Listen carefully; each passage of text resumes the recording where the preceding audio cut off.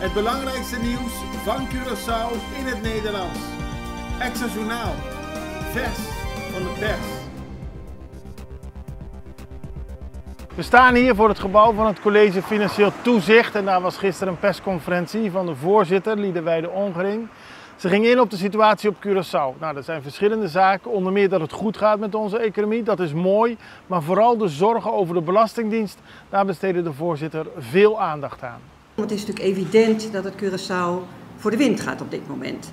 De economische groei is heel voorspoedig. Afgelopen jaar 5,4% geweest en voor dit jaar wordt een groei verwacht van 3,2%. Met die economisch goede vertreksituatie ligt er ook de mogelijkheid voor het land om nu ook daadwerkelijk hervormingen door te voeren. En echt uitvoering te geven aan allerlei plannen die al zo lang op stapel staan. Dus geen nieuwe plannen maken, maar plannen daadwerkelijk tot uitvoer brengen. En dan denk ik met name aan de zorg en de sociale zekerheid. Door de stijgende belasting- en premieinkomsten zie je eigenlijk dat het Schommelfonds op dit moment overschotten vertoont. Dus dat is goed nieuws. Maar daarmee is het dus niet nodig om donaties uit de landsbegroting te doen. Maar dat wil niet zeggen dat daarmee er geen problemen meer zijn. Het lijkt voor de korte termijn er dus financieel goed uit te zien. Maar voor de langere termijn zijn zeker met het oog op de vergrijzing nog steeds echt hervormingen nodig om de zorg ook echt betaalbaar te houden. Want als je bijvoorbeeld kijkt naar de zorgquote van Curaçao, dat is het aandeel van zorguitgaven in relatie tot het bruto binnenlands product, dan ligt die zorgquote op Curaçao echt op een hoog niveau. 13%. En zeker ook als je dat vergelijkt met andere landen en eilanden. Aruba, Sint Maarten, maar ook Nederland hebben een zorgquote die echt minder dan 10% is. Dus dat is een groot verschil. En het is vervolgens zo dat die hogere zorguitgaven die er op dit moment op Curaçao zijn, ook eigenlijk verdringen de mogelijkheid om andere uitgaven te doen. En dan heb ik het nog niet eens over de vergrijzing die er komt. En die natuurlijk ook nog zal zorgen dat die niveau van uitgaven alleen maar verder zal stijgen. En dan weten we dat mede in het kader van het landspakket ook wel ideeën zijn ontwikkeld om de doelmatigheid in de zorg verder te vergroten. Er zijn ideeën, inmiddels ook ietsje verder dan dat, om de substitutie van geneesmiddelen, geen specifieke geneesmiddelen voorschrijven, die zijn vaak duur. Meer generieke geneesmiddelen voorschrijven, zelfde werkzaamheid, maar een stuk goedkoper. Het versterken van de eerste lijnzorg is heel erg van belang, het versterken van de preventie. En in de begroting van het land zijn daar ook best wel verwijzingen naar, maar het ontbreekt op dit moment aan daadwerkelijke uitvoering en implementatie.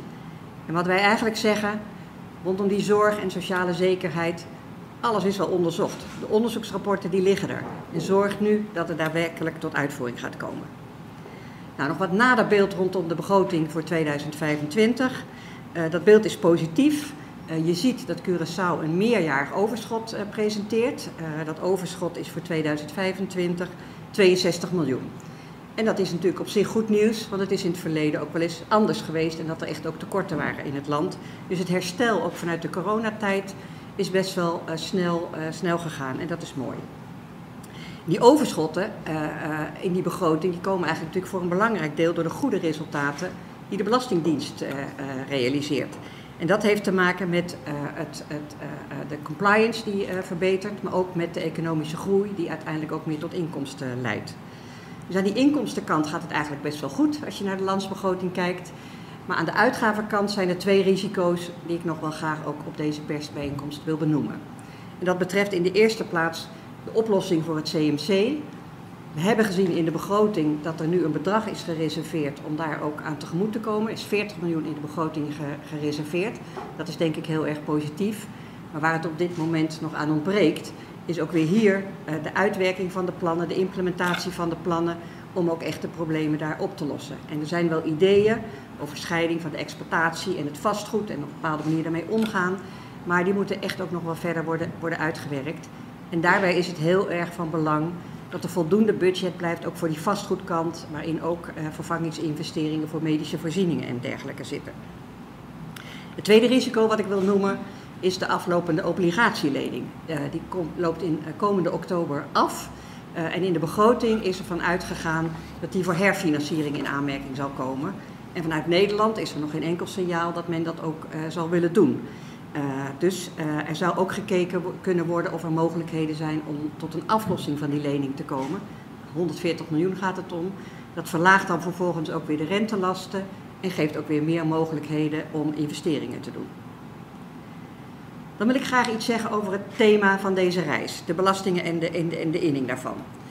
Zoals ik al eerder vertelde, wordt door de minister van Financiën met zijn mensen al lang gewerkt aan de verbetering van de compliance. Dus het zorgen dat je ook daadwerkelijk inkomsten binnenkrijgt voor de belasting bij diegenen die ook belastingplichtig zijn. Dus dat is heel mooi en dat werpt ook zijn vruchten af. En daarnaast zie je dat door de economische groei er natuurlijk ook meer inkomsten komen. En tegelijkertijd zie je dat er ook verontrustende signalen zijn over de Belastingdienst. Het invorderingsbestand, dat is onlangs opgeschoond, begin 2023. En toen was de invorderingsachterstand 2,6 miljard. En je ziet nu, ruim een jaar later, dat het weer opgelopen is naar 3,2. Ik zeg miljard, maar het is miljoen. Ik zeg miljard, het is miljard. Excuus. Het was 2,6 miljard begin 2023 en het is nu 3,2 miljard geworden. Dus toch weer een stevige oploop. Terwijl die opschoning juist was bedoeld om te zorgen dat de Belastingdienst beter in de actualiteit zou kunnen werken en zou kunnen zorgen dat de achterstanden verder terug zouden lopen. En dan zijn er daarnaast in de afgelopen periode verschillende rapporten van de SOAB naar buiten gekomen, waarbij duidelijk is geworden dat de belastingwetgeving niet consistent en ook niet juist is toegepast. Zo werd er bijvoorbeeld bekend dat in de afgelopen jaren ruim 5 miljoen aan voorschotten op belastingrestituties is verstrekt, maar daarvoor bestond geen wettelijke basis. En dat heeft er nu wel toe geleid dat dit niet meer mogelijk is, maar in het verleden heeft dat dus wel plaatsgevonden. En ook is bekend geworden uit die rapporten dat de ontvanger regelmatig interveneert in het invorderingsproces en ook afwijkt van wettelijke richtlijnen. Ik noem daarbij een tweetal voorbeelden en die zijn echt uit de rapporten van de SOAB die ook openbaar zijn en voor iedereen beschikbaar. Het eerste voorbeeld betreft een expediteur met een totale belastingsschuld van 4,5 miljoen. En die heeft in opdracht van de ontvanger, is daar een betalingsregeling getroffen van 5000 Antilliaanse guldens per maand. Nou, als je dat in looptijd doorrekent, ik zie al een glimlach daar, dat betekent dat die schuld in 75 jaar wordt afgelost. Dat is natuurlijk heel bijzonder. Het tweede voorbeeld betreft een keten. En dat terwijl, moet ik er nog even bij zeggen, bij deze expediteur er voldoende mogelijkheden tot verhaal zijn. Dus dat kan ook op een andere wijze. Het tweede voorbeeld betreft een keten van horecaondernemingen met wel bijna 500 openstaande belastingaanslagen voor de omzetbelasting. Het gaat om ongeveer 1 miljoen. Die krijgt een betalingsregeling, 2.500 gulden per maand. Ook niet om van achterover te vallen. Dat zou leiden tot een looptijd van 33 jaar. Maar die betalingsregeling wordt niet nageleefd. Dan wordt er weer een nieuwe betalingsregeling overeengekomen. En vervolgens zie je dat die schuld weer verder oploopt. Dus dat zijn een paar casussen die aangeven dat er toch wel echt serieuze problemen zijn. En je ziet dus dat er sprake is van ongeoorloofde voorkeursbehandelingen door de ontvanger. En daar maken wij ons zorgen over. Tegelijkertijd wordt er ook gewerkt aan hervorming van de Belastingdienst. Die voorbeelden die ik noemde, die passen niet bij professionele, goed functionerende en integere Belastingdienst. Dus die reorganisatie moet echt snel worden doorgevoerd. Want een van de problemen die er op dit moment bij de Belastingdienst is dat je eigenlijk 2 los van elkaar opererende organisatieonderdelen hebt. Je enerzijds de inspectie, die legt de aanslagen op.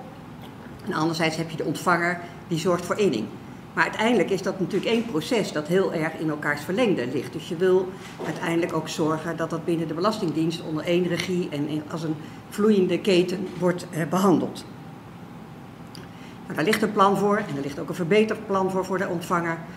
Maar papier is natuurlijk geduldig. Dus wij willen ook heel graag, ook op dit punt, dat het daadwerkelijk tot uitvoering wordt gegaan.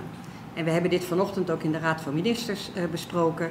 En de minister-president die heeft ons verzekerd dat hij ook echt heel serieus hiermee aan de slag zal gaan. Als laatste onderwerp wil ik graag nog even stilstaan bij het financieel beheer. Daar worden de nodige inspanningen verricht. Er is wat heet een program board, die de roadmap die er is om te komen tot een goedkeurende accountantsverklaring en het financieel beheer te verbeteren aan de slag. Maar we zien dat dat allemaal heel lang duurt. En er is een deadline gesteld. En die deadline die luidt dat er in 2026 een goedkeurende accountantsverklaring moet zijn. En wij vrezen dat met de aanpak en de enorme berg aan actiepunten die er is, dat die deadline niet gehaald gaat worden. Dus we hebben ook bij de Raad voor Ministers op aangedrongen dat hieraan meer prioriteit wordt gegeven en dat er ook keuzes worden gemaakt over waar men nu met name de focus op wil zetten. Dames en heren, ik sluit af. Zoals ik zei bij de aanvang, zie je dat de uitgangspositie van Curaçao goed is.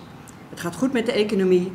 De begroting is na het ene jaar probleem en ook de CMC toch in een rustige vaarwater gekomen en dat is positief. Veel plannen staan in de steigers. Maar waar wij met name op willen aansporen is zorg nou dat die plannen daadwerkelijk tot uitvoering komen. En daarbij noemen we 4 onderwerpen. In de eerste plaats pak de resterende begrotingsrisico's aan die ik heb genoemd. De tweede plaats voer duurzame hervormingen door in zorg en sociale zekerheid.